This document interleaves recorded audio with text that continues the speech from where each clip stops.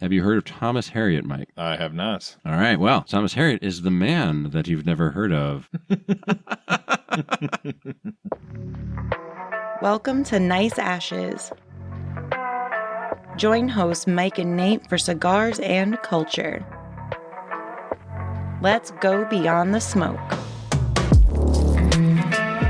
What are we smoking, Mike? We are going to smoke the Cohiba Red Dot in Robusto size. Nice. Yeah, I don't know if I've ever smoked a Red Dot. I have. Maybe. I don't know. I don't It's remember. Difficult to say.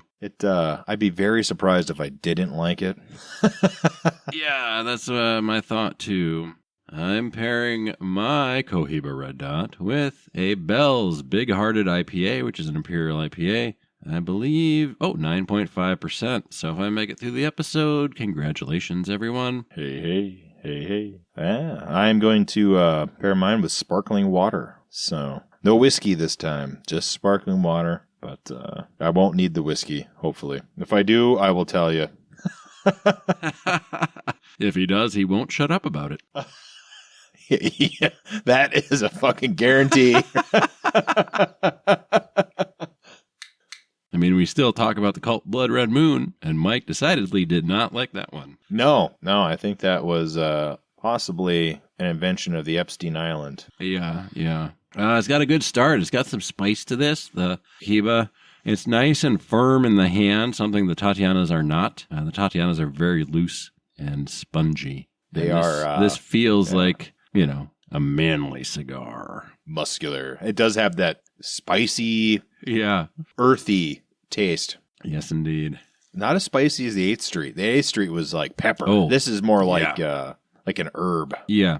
Not that pepper is not an herb, I guess. Is it green herb? Green herb. I don't know what pepper is. I don't know. I don't know. I'm not an herbologist or whatever. The only time I'm going to talk about myself as an herbologist if I'm really feeling good, if you know what I mean. if you've taken some of the herb yourself in large quantities. Allegedly, yes. Allegedly. Yes, I know things I like to put in food, and I know things that I would prefer not to be put in food. And that's about where I draw the line. Yeah, I'm getting better, but I'm nowhere near smelling my own farts to check to see what they taste like. I like the start of this. So what are we going to talk about today, Nate? We're going to talk about an interesting fellow. And I first came across him in some research I was doing for another episode. And so there's going to be a whole other episode. I have a little bit more research to do on that episode. And I have another episode worked up on people like this person who have a similar life circumstances. We're going to talk about Thomas Harriot. Have you heard of Thomas Harriot, Mike? I have not. All right. Well, this Thomas Harriot is the man that you've never heard of. Anyway, thanks for listening. No, I'm just kidding. Sorry for getting cheeky. I was reading about the Roanoke colony, and we will have an episode dedicated to Roanoke at some point in the future, hopefully this season. Are you familiar with the Roanoke colony at all, Mike? Yeah, Roanoke, Virginia, the first colony or something of that nature. The real first colony. Yes, close enough for now because we're not getting into that. But Thomas Harriot went there once, and he's an Englishman. And in 1609, he pointed a telescope at the moon and carefully sketched what he saw, the mountains and craters, irregular shadows. And then months after Thomas Harriot did it, Galileo Galilei published Sidereus Nuncius and changed astronomy forever. But Thomas Harriot did it first. He helped develop symbolic algebra. He worked out early ideas about polynomial equations. He lived among explorers and aristocrats. He wrote one of the earliest English scientific reports about Native America, introduced tobacco cultivation to England, and he was imprisoned after the gunpowder plot. And yet he barely published.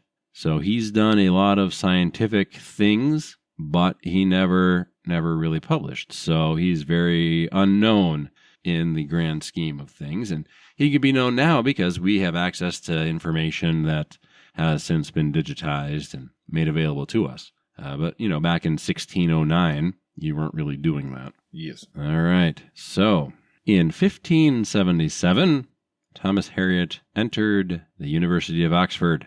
England was under Elizabeth It was becoming maritime and ambitious. Spain dominated global exploration, and England wanted in. And I think the interesting thing is England was not really a world power at the time. I mean, kind of, but not to the extent that Spain was, and even France. Interesting. There were a lot of political issues going on, and there's at least one chapter in the book that I'm currently reading about Roanoke that kind of talks about, I don't know, some of that political interplay, where it's very, very interesting, but I'm not going to summarize here because it's not that important. Well, also, and I've got 9 pages of notes, so it's a time thing. But anyway, so Harriot's mathematics caught the attention of Sir Walter Raleigh.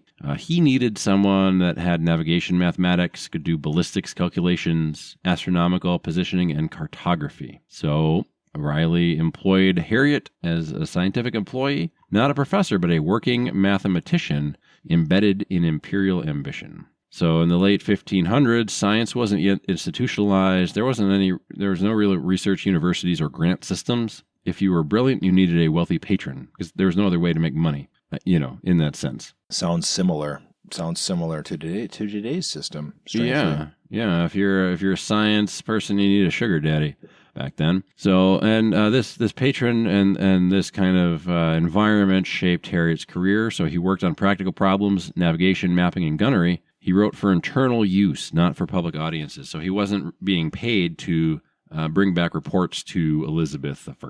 He was being paid to make sure ships got where they needed to go, had appropriate, I guess, like munitions in their weapons and things like that. Yeah, he was brass tacks. Yes. Publication wasn't required for prestige, but patronage was. So there wasn't really like, he's not writing Sparked, I'll tell you that much. Good reference. So yeah, he didn't rush to publish because he didn't need to publish. He did the things that Sir Walter Raleigh wanted him to do, and he got paid. He got his I don't know what you would call it, his salary, I suppose. So the Roanoke years. In 1585, Harriot sailed to North America with Raleigh's Roanoke expedition. He worked very closely with colonial governor John White, and John White was a painter, and some of his paintings survived from the Roanoke thing. However, unlike many explorers, Harriot approached the New World scientifically. So he learned the Algonquin language. He was almost fluent by the time they landed in North America. He documented crops like maize and tobacco, and maize is corn in America. Corn in England is actually wheat. So corn is the term that a country calls their biggest export grain. Okay. He also recorded social structures and religious practices, and he studied local geography and resources. In 1588, he published A Brief and True Report of the Newfound Land of Virginia, and the report had 2 audiences: investors who encourage colonization and intellectual readers curious about new worlds. And the times being what the times were, a lot of his stuff that he wrote and things were lost either at sea or just through time. So there are people that kind of bemoan that more of his stuff didn't survive. But Harriot's report is one of the earliest English works of ethnography. He treated native societies as structured and rational. So there wasn't like that noble savage yet that hadn't been invented by the English back home.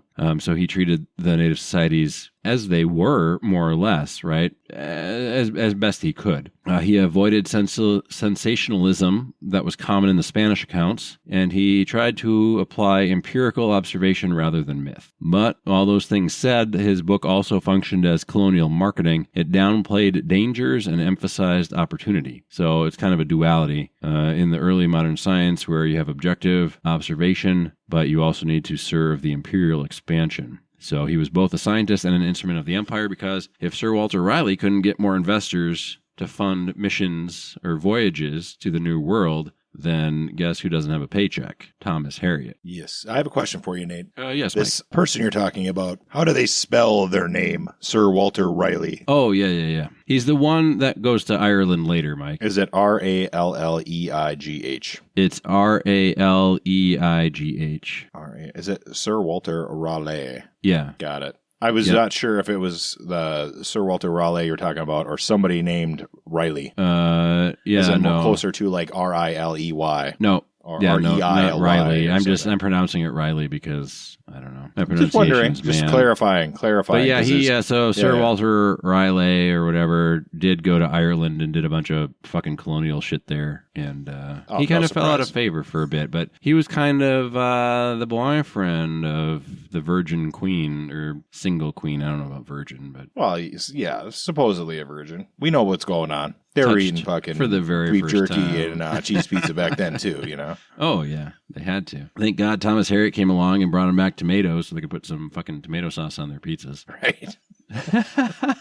Yeah, tomatoes and potatoes and maize and tobacco. But I know a lot of that stuff, it's like they didn't have that over in Europe or anywhere else until... Yeah, until exploration. Yeah, which is wild to think about because, you think of Italians and you think, pizza and mozzarella with the dipping sauce and stuff, which is tomato-based. Well, they're just cultural appropriators, those Italians. Yeah, but I mean, you think about it like 1585, 1609... Like they're getting these things over in Europe for the very first time. And sure, yeah, that's 400 some years ago, right? But still, it's like these were established civilizations and established societies. Yeah, it'd be like a whole new set of foods Yeah, introduced to Earth. I guess my point is, Mike, why in the prequel trilogy to Dune are they just discovering the spice, the melange? And then 10,000 fucking years later, they haven't done anything else with it. I swear to God, Mike.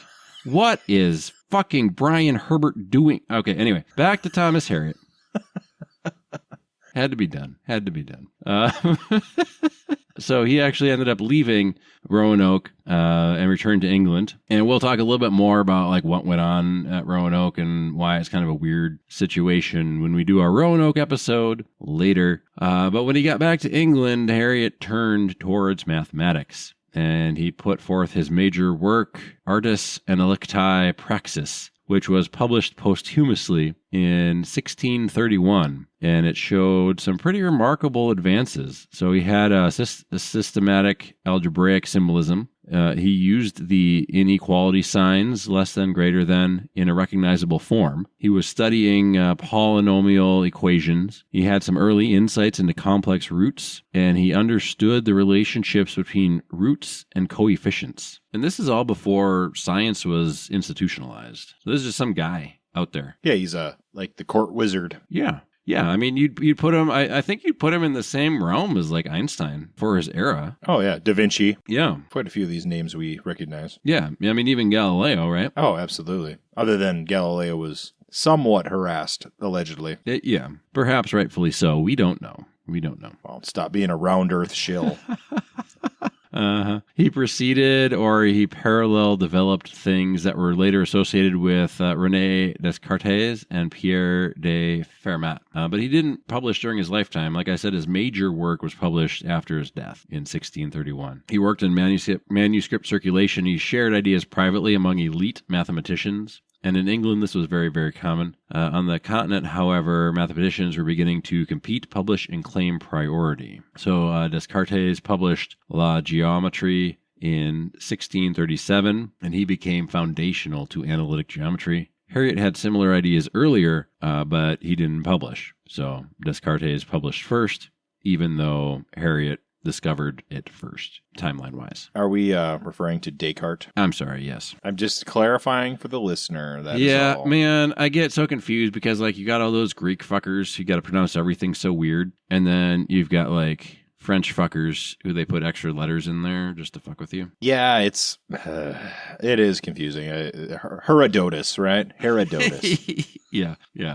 Sisyphus. Socrates. So I'm sorry, everybody. I'm trying to talk about Thomas Harriot, and then other things get in there. And at the time, I suppose even now, but at the time, you have all these different nationalities kind of in the same circles of influence, right? And it's hard for me to shift in my pronunciations. But I have a long documented ailment with pronouncing things. If it ain't Minnesotan, it ain't right.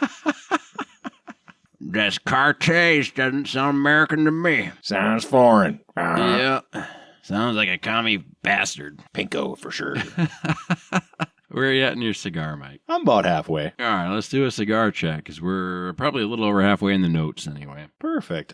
You know what? It's still spicy Yeah, and it earthy. is. It's Yeah. impressive. I don't have much flavor change. It's just strong, No, it's solid. very strong. It's like I'm going Good to punch so you far. in the face in a good way and just keep doing it. Yeah, no, this is definitely good in a Robusto size. I don't know about a Toro. Yeah, I don't know. I mean, the Toro could go either way. It could be too strong or it could be, get too sour, I suppose. Yeah, this has got a lot of bite. I like it. Definitely not a first cigar. No, definitely not. Definitely not. I could go for some whiskey with this one. Not that I'm going to grab it, but You this don't could use need whiskey. the whiskey, but the whiskey would complement it nicely. Oh, yes.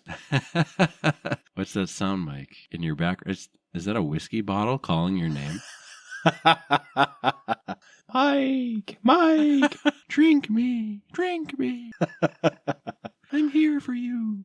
All right, you ready to keep learning about Thomas Harriot, Mike? Oh, I am stoked about this Thomas Harriot character. Are you liking him? I don't know. I mean, I was just intrigued because he got kind of a brief little, half chapter in the book about Roanoke, and I'm like, what? You just dropping this shit like this guy discovered all of these things before everybody else did? And then, I mean, I get it because it's a book about Roanoke. It's not a book about Thomas Harriot.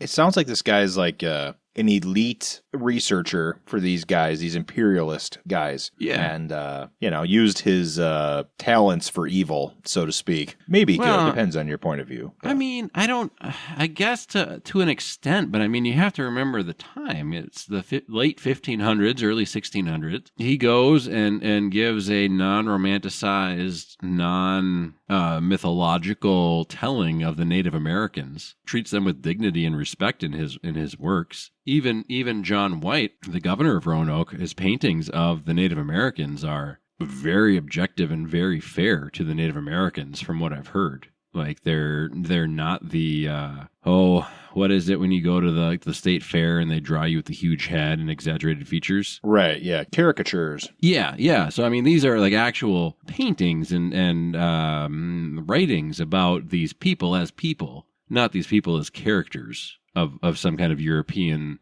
play, right? Well, as you say, the myth of the noble savage didn't exist yet. That didn't really start to happen until the genocide was well underway. Oh, yeah. And, their vanquished enemy was now being eulogized, so to speak.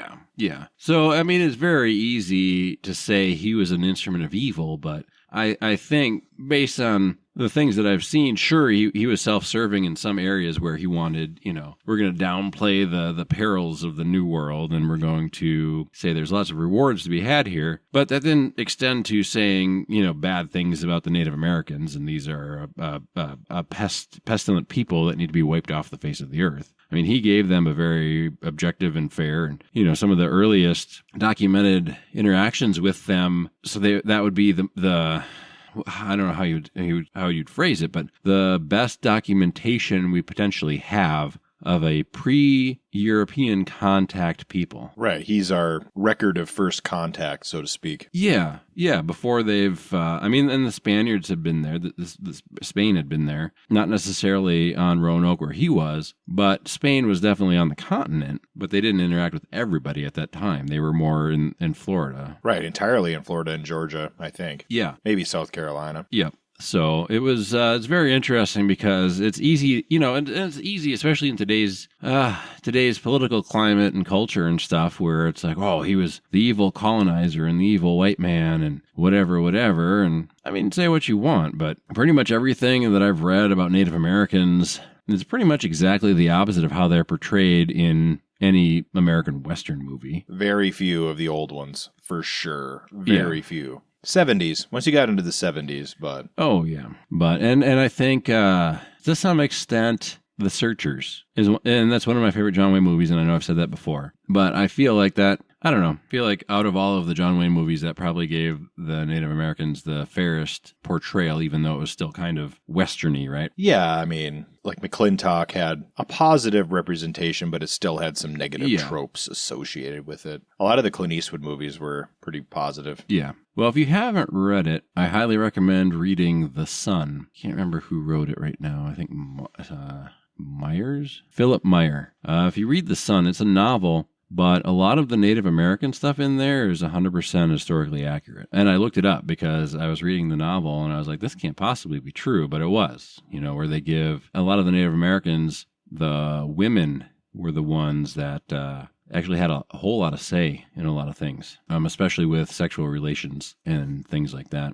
And talked about how a lot of white settlers who either got kidnapped or kind of quote unquote adopted by the tribe ended up rather wanting to stay with the tribe than go back to their communities. And a lot of them had trouble reintegrating with kind of that European or early American community because the freedoms that the Native American tribes had and the kind of the governmental systems that a lot of the Native American tribes had was a lot freer and made a lot more kind of sense than a lot of those early communities. And I don't know if we've talked about it, but if any of the people from the 15, 16, 1700s, even the 1800s saw how we were currently living today in this country, I mean, Jefferson or Washington or Ben Franklin, any of these people, I don't know, man. I think they'd be pretty fucking disappointed, potentially. I think they would definitely be disappointed.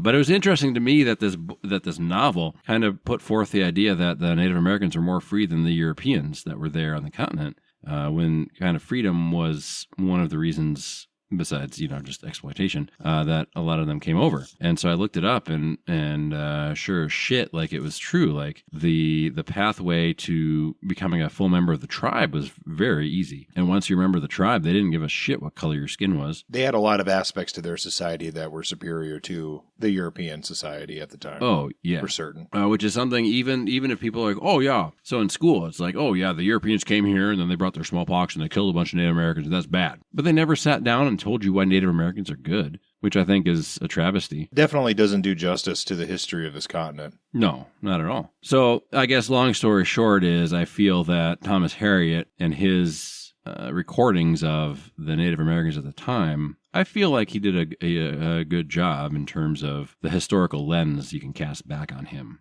even though he was trying to do some stuff to get more investors, right? You got to do what you got to do. There's limitations. Yeah, and you always got to look at life circumstance stuff. Like, are you going to besmirch somebody living in the fucking 1585 because he wants more money so that he doesn't have to die of the bubonic plague or some shit? I am personally not.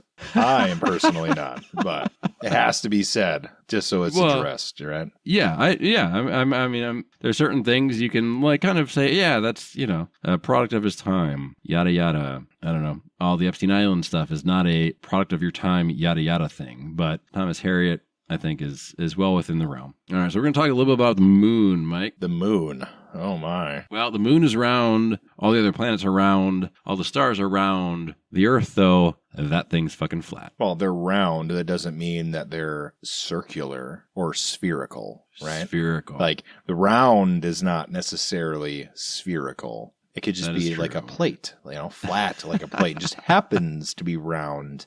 Like it could be a sphere. Could be a sphere. If only we had 3D vision, Mike, then we would know for sure. I mean, if only we understood that how gravitational forces work and how it draws from all directions. Obviously, the Earth is a flat disc on the back of 4 giant elephants, standing on the back of a giant sea tortoise. Space tortoise. I like it. I was waiting for the tortoise, but... Yep. Discworld, for those of you not aware. Terry Pratchett. All right, so we're going to talk a little bit about the moon. 1609, Harriot obtained a telescope. How he did so is left to the mysteries of time and history. Maybe he stabbed someone for it. Maybe his patron, old Walter boy, gave him one. But it was likely inspired by news from the Netherlands, so he decided he had to have one. And on July 26th, 1609, he made telescopic sketches of the moons. Yeah, great. It's almost as if I were drinking a 9.5 ABV beer, Mike. But I'm not, so we're good. So he made these sketches of the moon. His drawings showed crater shadows. They indicate uneven terrain, and they reject the Jesus fucking Christ. The Aristotelian, Aristotle, right? Like the Aristotelian? Help me out, Mike. Sure. I'd have to see it. Well, we do have, I guess we have a chat here. We can, you know what? Let's work smarter. And we're in our 5th season, everybody. Just so you know, fame has not changed us. We're still just Nate and Mike. Yeah. Aristotelian. Okay. It sounds a lot more romantic than it is, I'm sure. But anyway, Aristotle had the idea of perfect celestial spheres. So going back to our spherical conversation from 10 seconds ago, because it had uneven terrain and craters, it rejected that everything outside of Earth is a perfect sphere and beautiful and blah, blah, blah. Totally makes sense.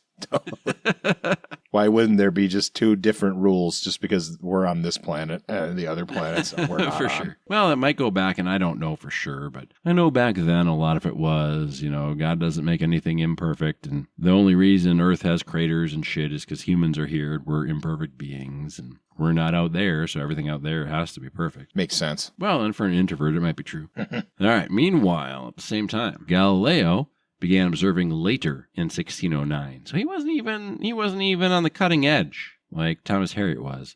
He observed later in 1609, and he ended up publishing in 1610. Galileo promoted his findings widely. He sent copies across Europe and framed his observations as revolutionary, whereas Harriot just filed his drawings away. They were, I guess, personal drawings for him and only him, and he took them out late at night and put them away before the maid came to clean his room. Well, I get the logic. Like, if you're looking through your telescope sure. and you see this, everybody can. It's not exactly... It's groundbreaking, but it's not. It's there for everybody, so... Yeah, I mean, I guess in 1609, it's not technically there for everybody. It's there for the upper class, right? It's there for those that have patrons. It's there for those that can acquire a telescope. I believe telescopes weren't legal for women to own for a long, long time, even. So it's not like anyone can have one.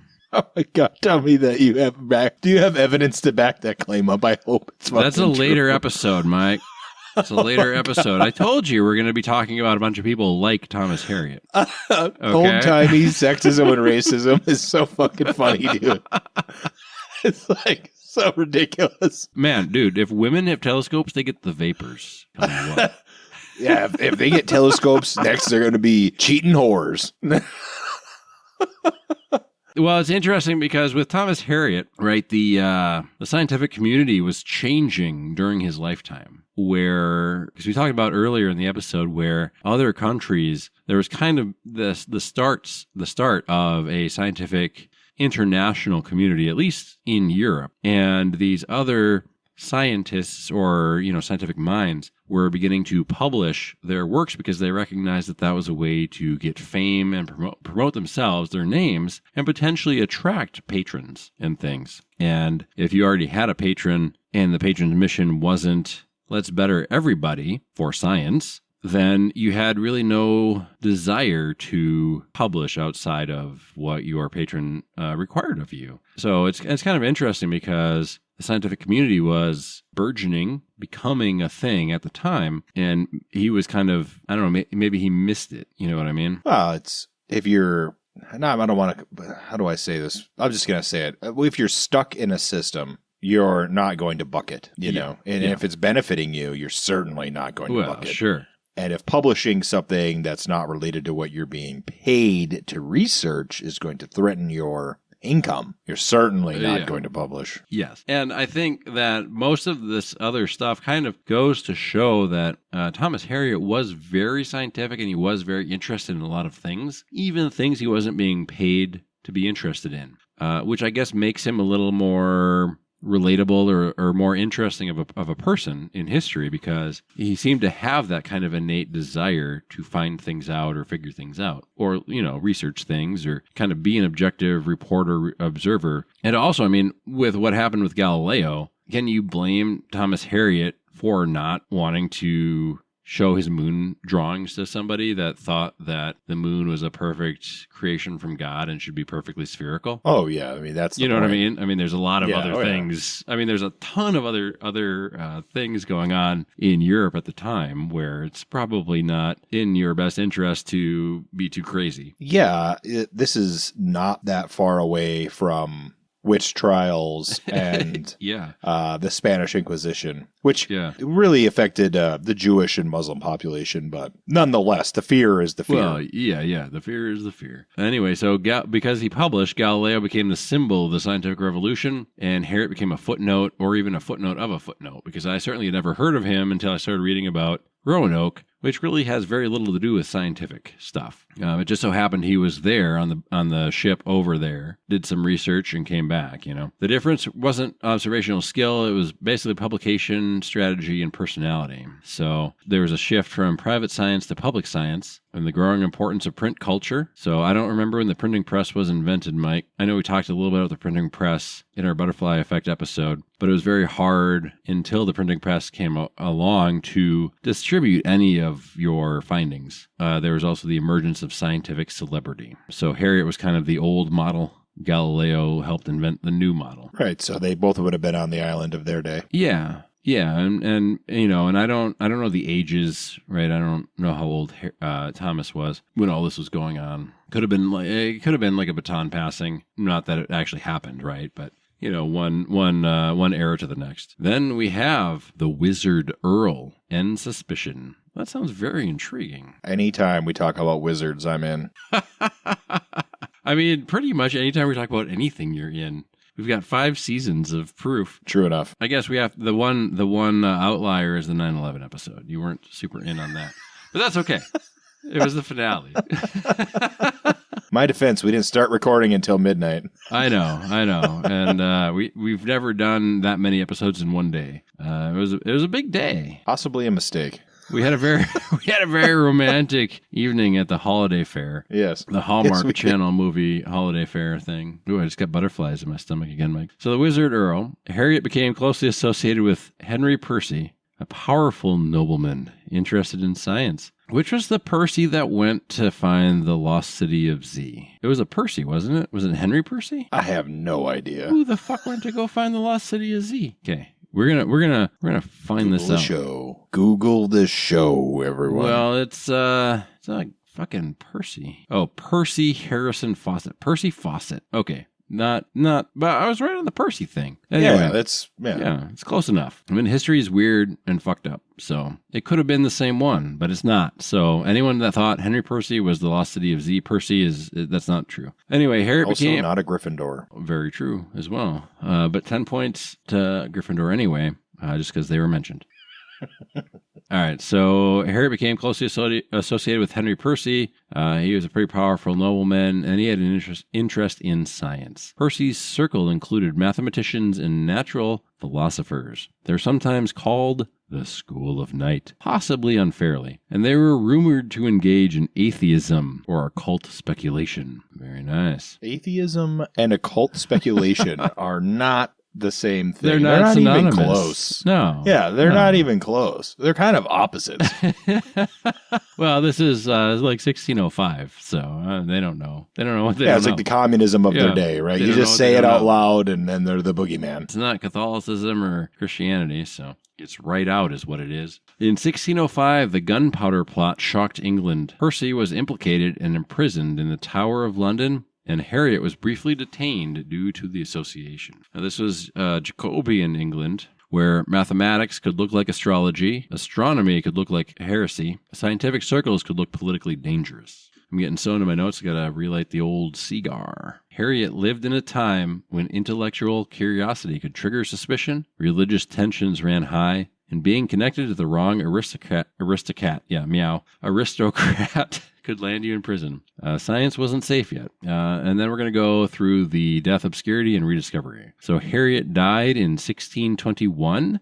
It's believed of cancer, possibly linked to tobacco use. He left behind thousands of manuscript pages, which included mathematical treatises, astronomical drawings, optical experiments, and scientific notes. Much remained that was unpublished or poorly edited for decades. Modern historians increasingly see Harriot as a bridge between Renaissance mathematics and modern algebra, an early empirical scientist, a key figure in the English scientific development before the Royal Society, and his obscurity kind of teaches us things about publication, where publication shapes your legacy. Scientific revolutions are collaborative and uneven, and history simplifies a lot of times unfairly. Luckily, though, you can still read his brief and true report of the newfound land of Virginia. And he also has his Artis Analycti Praxis, which was published posthumously. And there's a bunch of other books on Harriot that you can read for more information. John W. Shirley, Thomas Harriot, a biography. Another John W. Shirley,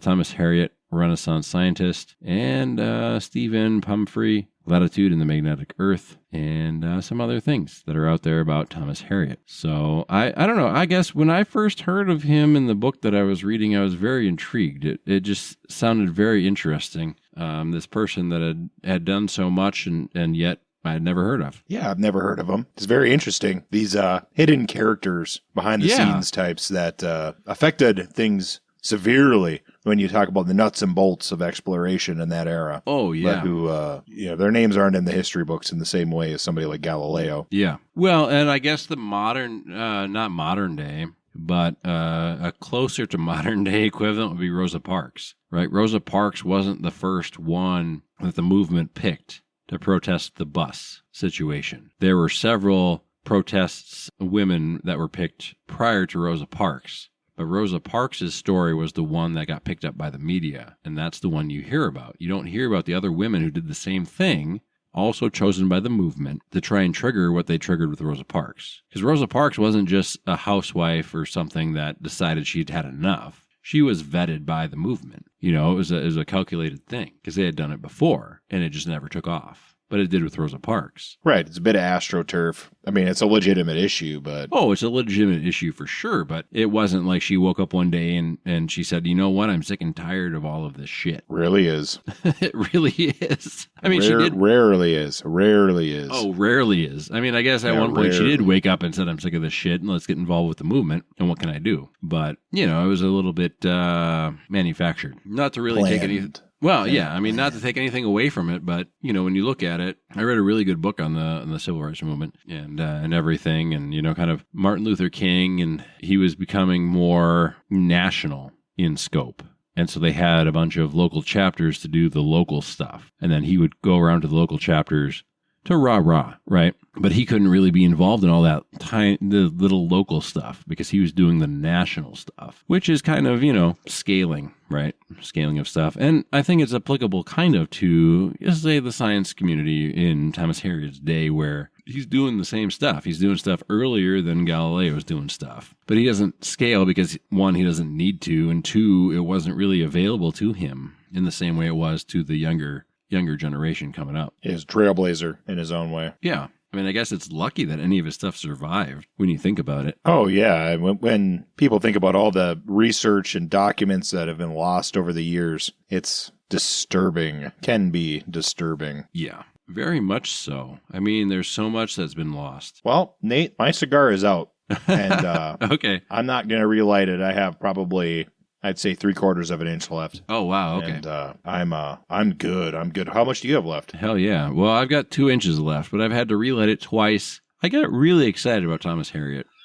Obviously so, because he was, half a chapter in this book that I'm reading about not Thomas Harriot. And I was like, holy fuck, I got to know more about this guy. And I did. I learned more about the guy. And so it's one of those things where, I don't know. I mean, that's the cool thing to me is, well, I didn't know. So, and I might talk about this when we do our Roanoke episode. And this is going to be probably the nerdiest thing you've heard all day or all week or maybe even all month. And I'm talking to you, Mike, and to our listeners. But I got this game called Pagan Fate of Roanoke because there's a lot of conspiracy theories about what happened to the Roanoke colony. But it's a 2-player game and one player plays as the witch and one player plays as the witch hunter. And so I'm playing this game with my buddy and I'm like, I don't really know anything about Roanoke. And he's like, I don't know a whole lot either. And then so I pull it up on Wikipedia and I'm like, whoa, okay. So 1585. And he's like, what? 1585? I thought this was like the 1700s. And I'm like, oh yeah, I don't know. So I got a couple books on Roanoke. I started reading this book on Roanoke. And then the author briefly mentions fucking Thomas Harriot. And I'm like, hot shit, this guy sounds pretty cool. And then here we are. We've talked for an hour about Thomas Harriot. Hell yeah. I mean, I guess the point is if your curiosity is piqued in today's day and age, you can fucking find out. Dude, it's the promise of the internet that we have wasted, right? In a lot of ways. It's a powerful tool. You have all the information certainly that's ever can been be. generated Yeah. available to you. Oh, yeah. And instead, people go to Rule 34, and waste their time doing that. Well, I don't blame them. I mean, fucking A. But, Well, they're they're sandwich artists.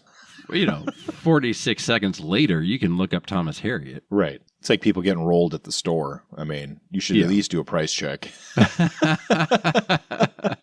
Yeah, there is that. So, I don't know. I guess be curious. Never hurts to try and learn more. I mean, I was curious when I read The Sun because it was talking about Native Americans in a way that I never heard anybody talk about Native Americans before, which is weird because Minnesota, Wisconsin, where I grew up, there's decent Native American populations here. Where I live, they are the second largest population group. And Yeah. the majority of the places I've lived, they've been the second largest population group. Yeah, I mean, they're likely the second largest population group in most places because they were here first, But I think the liberal message of the white colonizer being evil and that's bad, they don't take any time to tell you why it's bad, other than there were people here and then they came in here and that was bad. But that sort of thing happens all the time. I mean, it's happened all across Africa, Europe, Asia, Russia. I mean, all these, everywhere there's ever been humans. That's always happened. But the history books in school, all the schools that I've been to, all the schooling I've been through, never have ever talked about what made the Native Americans good, or even what made them anything. They never talked about it. So that's a huge disservice, I believe, to understanding the greater thing, the greater picture. I agree. There's a lot of focus on how bad the ruling class are, and then they like to conflate the ruling class with all of the population for political messaging. And they completely ignore discussions of what daily life was like for either the Native Americans or, quite frankly, the settlers on the ground. Yeah. And the struggles of those people. It's not convenient to talk about. It's too complicated. It's not childlike, so people don't care. I mean, I guess it's complicated in a sense, but I mean, most of the settlers that came with the promise of a better life or came with the promise of something, right? And then they came here, and maybe partly because of Thomas Harriot downplaying the perils, or people like him downplaying the perils of living in a completely different culture, society, environment, got fucking wrecked. Not necessarily by the Native Americans, but just by being unprepared, undersupplied, whatever, thinking they could behave as if they were the rich aristocrats of the English, right? They come here and they think, well, there is no king here. There is no queen here. Now I'm the rich fucker and I can do things. Well, not without consequences. There's people here already, Yeah, there's people here and they don't particularly want you here. Yeah. That sort of thing. We might be experiencing that now. Yeah. Maybe. But yeah, it's interesting because from a lot of the accounts, the Native Americans were fairly friendly to the English when they first showed up. So yeah, to their detriment. Well, to their detriment, and a lot of the reasons for the colonial expansion, whatever, it had nothing to do with the Native Americans. Really, it had to do with European political infighting and greed. Tremendous amounts of greed. Well, yeah, greed, securing a location that could prevent piracy or prevent shipments of gold and whatever the fuck, to one country or another. Or establishing pirate ports to steal that gold. Well, yeah, it was all greed and one-upping the other country. It didn't matter if you were English, Spanish, French, Portuguese, whatever. It didn't matter. It was just one-upping the other person. And that was more a contest on European soil where the consequences all happened on North American soil. Sounds familiar. Yes. But if Mike's cigar is out, we should get to ratings. I rate this one. Oh, that's yeah. I don't know. This one's really good. I think you should wait to do your rating until you're done with your cigar, because, and I will do my assessment first. Give me the first 3/4 of the cigar were excellent. Yes. Much like the 8th Street. The last quarter was not great. Okay. It was very bland. It had, it wasn't bitter, but it started to basically just be smoke that tasted like nothing. Kind of, petered out at the end there. Yeah. I would say it was a 5 for the first 3 quarters, and then that last quarter, it just dropped it down. It just precipitously dropped it down, and it started to get worse and worse and worse towards the end. It would have became bitter and sour, I think, at the end. Now, that might have been my smoking pace. That's always a possibility that I will not deny. All right. What did you give it? I gave it a 4. All right. I gave it a 4 as well. I just took 2 big old puffs off of this thing, and I still am getting the spice. And I've only got an inch left, but I've smoked it a lot slower than you. But I can see where, I guess my reason for giving it a 4 instead of anything higher is that I didn't get a flavor change through it, and I like the flavor changes. I didn't get a bland, but again, I was smoking it a lot slower. I had to relight it twice, which is my fault. It's not the cigar's fault. It's my fault. But yeah, I don't know. I like this one. I like this one a lot. This one's really good. Oh, I liked it. I like Cohiba Blacks better. I will not deny it. I like Cohiba Black Have better. we smoked a Cohiba Black on the show? I was looking. I'm not sure. I've smoked many Cohiba Blacks. I have some in my humidor. If we haven't had one on the show. Well, if we haven't had one, sure then we're going to 2. fucking have to after the next Tatiana or whatever the fuck we do. Yeah, I was going to say, I know that we have a blue coming up. If we have, we'll have to look at our list, because if we haven't had a Cohiba Black, we're going to have to smoke one. We're going to have to do it. Yeah. 5 seasons, it takes us a little bit of time. I guess we can do just like a Control V, or Control F, I mean. Cohiba. We've smoked 2. We've done the Red Dot, and I guess we've got we've got 4 of them. We did do a Cohiba Black. Dude, we only rated the Cohiba Black a 3. What? How is that possible? I don't know, man, but we both gave the Cohiba Black a 3. We did the Cohiba Macassar. We gave that a 4. And then the Red Dot, we both gave a 4. Cohiba Black is a 3. That's kind of wild, because I do like my Cohiba Blacks. Well, I'm just saying, man. And then we've got a Blue Dot coming up. Or not a Blue Dot, sorry. It's just a blue. Just the blue. Yeah, just the blue. Red Dot. Red Dot, Blue Dot, Green Dot, Black Dot. I don't know. Yeah, I had to double check when I entered them on the list. Sure, yeah. And it was funny because I found the blue first, and the Red Dot was in my other show humidor, because I've got 3 show humidors.